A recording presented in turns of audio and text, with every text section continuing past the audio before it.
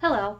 Today I'm actually going to be doing a modern twist on two period recipes, and the recipes are for apple pie. Today I will be making an apple crisp. Now, the apple pie recipes that I'm basing my recipe today off of, one is from 1575. It's by William Howe in A Proper New Book of Cookery, and that recipe is for a pie with green apples. The other recipe is from 1594, and that's in The Good Huswifes Handemaide, and that one is for an apple tart. Now today I'm going to be making an apple crisp. The ingredients from the 1575 and the 1594 recipe are pretty much identical to what I'll be using today, and that includes cinnamon, ginger, obviously apples, butter, flour, sugar. The only thing is, the flour from the 1594 and the 1575 recipes went into the pie crust, and since I'm doing an apple crisp today, that flour is actually going to be in the middle. So come with me to the kitchen as I do a modern twist on period recipes. Okay, so first I'm going to take an 8-inch pan, and I'm going to lightly grease it with non-stick cooking spray and then set it off to the side. I've got my oven preheating at 375 degrees. And next I'm going to add in 1 cup of sugar, and 1 teaspoon of ginger,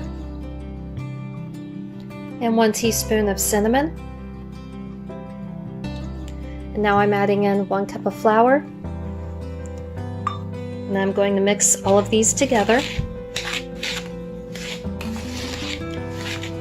And once it's all mixed together, I'm going to set it off to the side for the moment. Now for the apples, I'm going to be using Granny Smith's. First you want to peel the apple.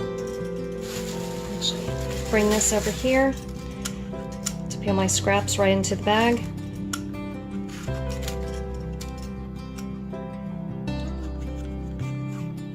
Once that you have your apple peeled, now it's time to core the apple. And now, once your apple has been cored, I'm just going to take off the last little bit. Now to help with spacing, I'm actually going to cut my slices in half. And time to peel another apple.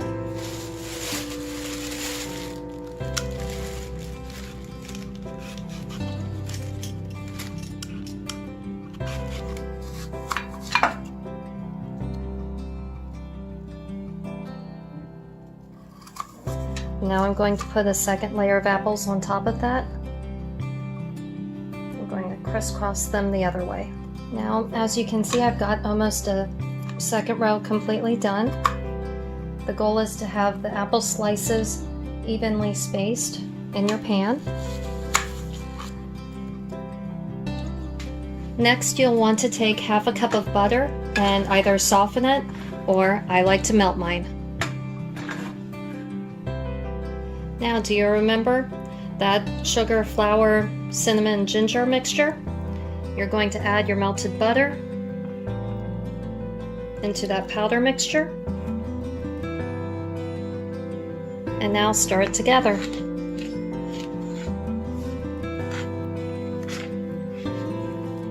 And as you can see, it looks like sort of a moist but dry, crumbly mixture. You want to make sure to get all of the flour mixed in there.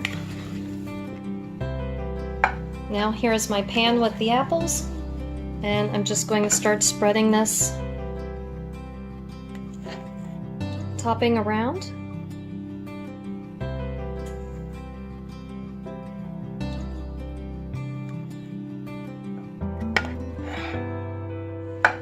The goal is to try to get as much of the apples covered as possible.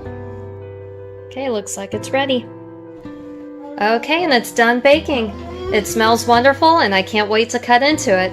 Thank you for watching. If you have any questions, please feel free to ask and subscribe.